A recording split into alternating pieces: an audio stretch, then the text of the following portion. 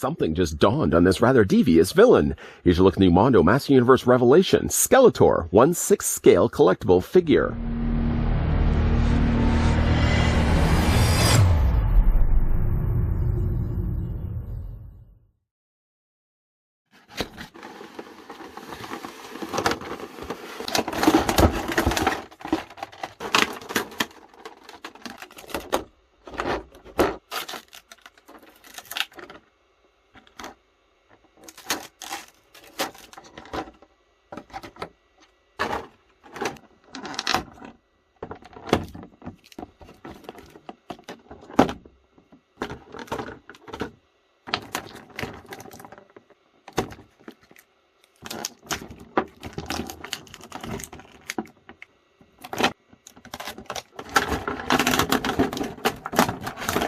Based on the hit Netflix show Master Universe Revelation, this brand new Skeletor 1/6 scale figure joins our ever-growing line of Motu figures, featuring entirely new sculpt and paint applications that capture the design aesthetic as he appeared in the series.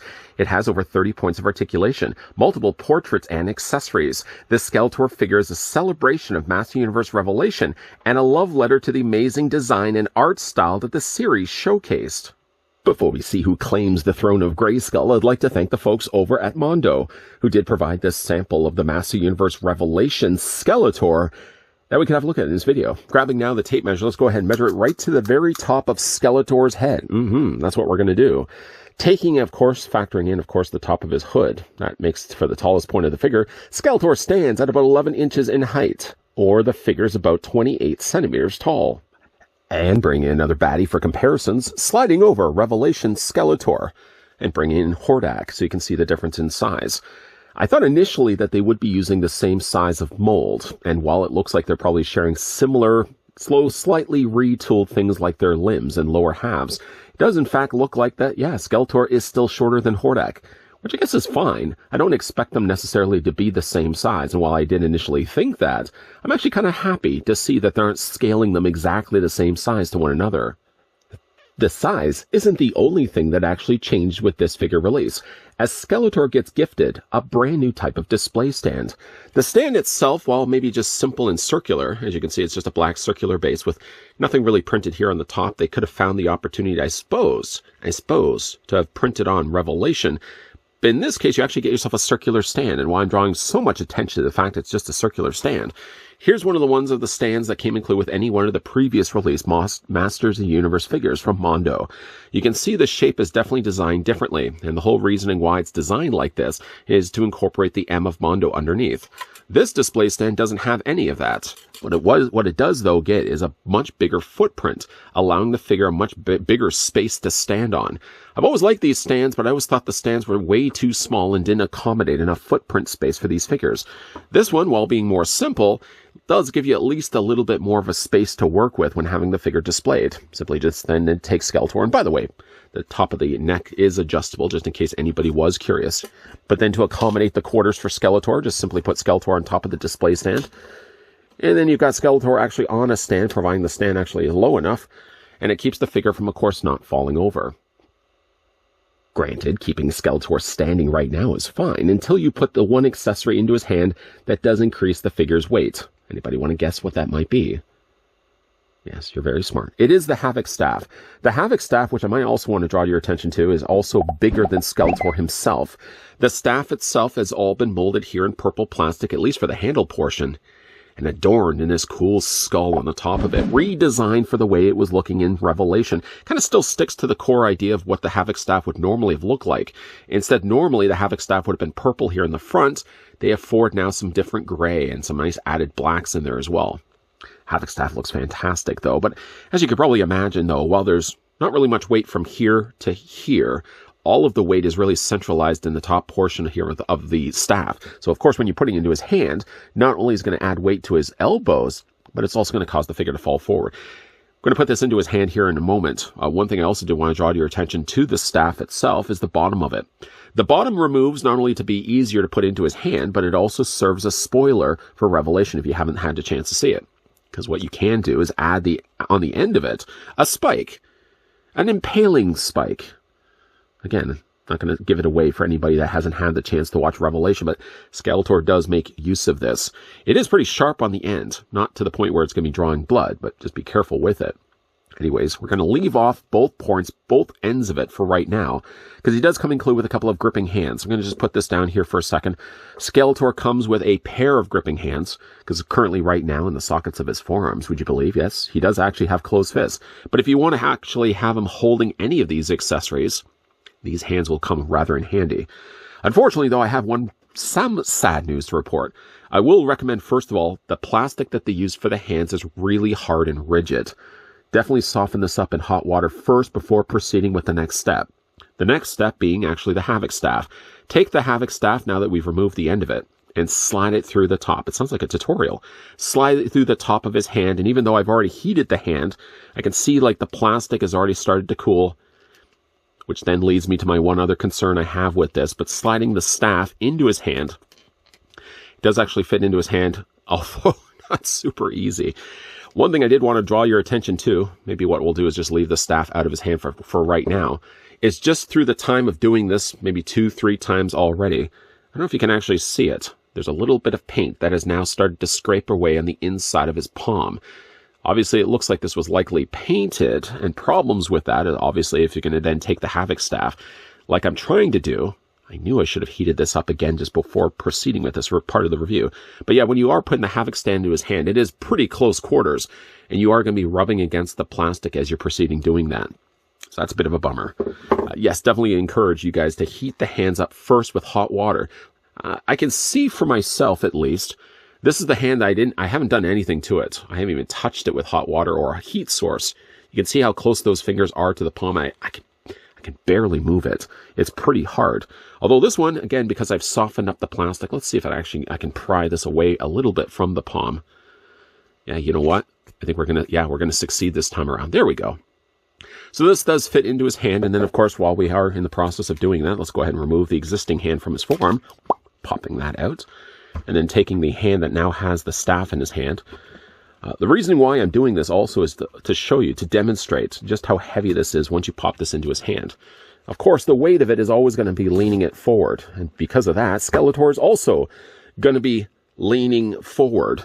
May result in the figure actually toppling over. So you may want to, yes, use the display stand when you are putting him on the stand or on display on your shelf. While he's actually holding the staff, hopefully he's not going to be falling over.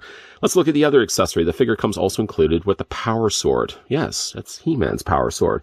A little slimmer in design, based on the design it would have been in Revelation. Perhaps be a tease for a future figure we may be getting from Mondo. I do hope, though, we get ourselves a Revelation He-Man. They don't have to go through the entire roster of characters from the Revelation series, but at the very least, I hope that it's a one and we're done, at least by giving us a Skeletor and a corresponding He-Man. The power sword does also fit in his hand the exact same way. Really nice detailing, actually, on the sword. I do think it's a little more narrow of a sword. I was like the power sword to be broader, wider than this, but it's a decently detailed looking sword. The hilt, as you can see, has been painted a different color, almost more of a matte black, while all the rest of it is adorned in this metallic silver. Actually, you know what? What we'll do is we'll take the staff out of his hand, because I know it's just going to cause the figure to fall over, and I don't really want that. I don't really want that to happen, so we're going to just put that to the side. And actually, while he is actually missing a hand right now, let's have a look at the rest of the hands that come included with Skeletor. Bear with me for a moment here while I just get the figure to balance. There we go. Above and beyond the gripping hands, above and beyond the actual fisted hands, the figure also comes included with a pair of relaxed hands. Teased a little early, you can see he's got actually some cell shading on the inside of his hand, slightly darker on the inside palm than is the lighter blue on the outside. What's interesting is he has shading on this one side of his hand, but he doesn't actually have it on the other. So the shading does vary depending on what side of the figure the hands are going into. And then the figure also has a couple of gestured hands. Same rule applies. Slightly darker on the inside of this palm, not dark on this side, but it's shaded on this side of his body, again, to match the side of the body where it's going to be going on to. Skeletor seems a little out of place, actually not having a hand in the socket. So let's go ahead and grab a gestured hand for right now, popping that back into place. One thing I do actually like that Mondo does with all of the hands is they actually have each of the hands with their own dedicated pegs. So you don't have to worry about having to fish the peg out, or if the hand gets stuck with the peg in it, you don't have to then take a pair of pliers and try to feed the peg back out. Each of the hands have their own dedicated peg. Like that. I like that. On to then the rest of the figure's accessories, which basically is just really heads than anything else. The figure comes included with 4 different expression faces. I'm going to start with the one that came actually out of the packaging. This is kind of more of a concerned or worried Skeletor as indicated on Mondo's website. What's neat really about all the heads is not only are they nicely painted with nice rich yellow, some panel lining added there to the sockets of the eyes, the nose cavity, and of course to the teeth, but each of the heads, would you believe it, does actually open. That is a nice touch. And what you can see also as well is it's not a barren cavity inside. I can't run my finger behind it, and you can see straight through. They've actually colored the inside black to give you, again, that vacantness that Skeletor does oh so well. He comes with this head, which is, again, that more worried face. He comes with a more sinister face. And then he also comes with a face that's a little less sinister. Skeletor, a little less sinister? Surely you guess. But yet, while the teeth are about the same to one another, everything sculpt-wise to the face is about the same except for the way they've actually gestured the eyes. This one, again, you have a little bit lower of eyes, very similar to Jack Skellington, while this is kind of more of a just neutral expression face. The one I did actually decide to choose with at least this part of the review is one where it's got the eye slightly open on the one side than the other. I'm going to take the one that's at least the closest that I can gauge at least. You can see while the one side, the left side, has a similar eye, the other socket is a little bit more open. And in all the cases, again, like the mouths do open and close. Now, to change the head sculpts are a little bit more trickier. One thing is that the head is attached by ball joint right here. But then the cowl piece, the hood part of it, is actually attached to the back of the skull. Sounds a little confusing, doesn't it? Okay, well, let's go ahead and pop the head off right now. Just remove it from the ball joint. Just divorce it from it. And then you can get a closer look at what the head sculpt looks like, complete with the hood on top. I love the way they've sculpted the hood. It's all, again, done here in plastic, but you've got some dark shadowing added onto the back of it. This is all soft plastic, by the way. And then what you have to do is you have to detach this, remove it from the top, which is actually the hardest thing to do, and just detach it from the ball socket on the back of the head, as you can see right there. And I'm hoping that the camera's actually able to pick that up. See on the inside cavity of it, a little bit too dark, maybe a little too dark. You can see, hopefully, that there's a socket on the inside of that. So when it comes to changing out Skeletor's face, let's go with maybe the worried face for right now, again, with the open and closed mouth. I find it personally easier myself, instead of popping this onto the head or onto the hood and then putting it onto the body, I do find rather it's actually easier to put this head on first and then put the hood on after that. That's me. That's what I find to be the easiest of the batch. Before I actually do that, there's one other thing I did want to show you about Skeletor, and will involve him having to be decapitated for at least the next several minutes. One thing I did like about this Skeletor also as well is that he does have a plastic cape. Previous Master Universe figures that Mondo has released have all featured generally a cloth cape. This is sort of the first time that we're getting a plastic cape. And you know, to be honest, I don't mind it. I know normally I like soft goods or fabric material capes because they don't add weight or clunkiness to a figure, but actually is nicely sculpted to its credit. You can see the natural curves, the way the things wrinkle naturally here on the cape has, again, been shadowed so nicely. One thing I did want to do, though, and the reasoning why I did want to leave this off, is if you take the front of the armor piece here and flip it forward, maybe you may see where I'm going with this. If you just bring this forward, you can actually take the entire cape off altogether and just put it to the side. Then, if you want to have Skeletor completely, or in a more classic look of Skeletor, you can actually leave it off completely without the cape, which I might end up doing here for the rest of the review. That way you guys can see all the detailing that they've sculpted into the back would have just been lost altogether with keeping the cape in place. Now then, popping the head back in place, just going to put it onto the ball joint. There we go. And then once that's in place, again, I find it easier. You can do it the other way around if you prefer. Put the hood on, and then pop the hood onto that joint. Now, the reason why I'm doing this as a second step, and not simply just having the whole piece put together, is I find when I was putting the hood on top of the skull, and then I was trying to take the skull and adding it onto this, the torso piece, I found like the joint on the head always seemed to shift backwards on me. By doing it at least this way, I find I have the most control over it. The hardest thing, of course, is just being able to line then up the ball joint.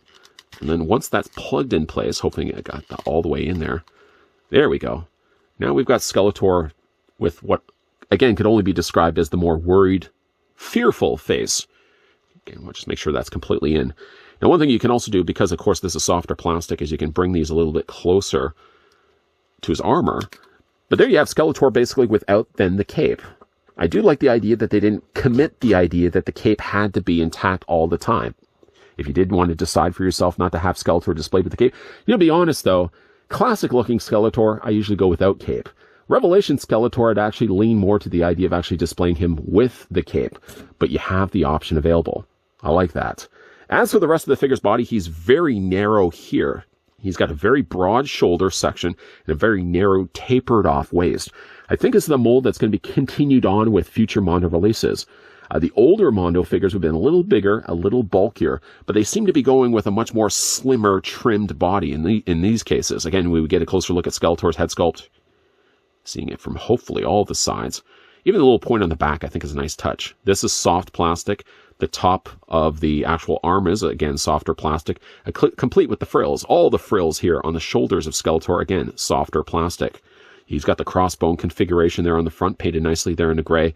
One thing, again, with this figure is that you're getting cel-shaded. When we did bring in Hordak didn't have it. He just had the natural airbrushing done to the shadowed areas. But Skeletor definitely has the more cel-shaded look.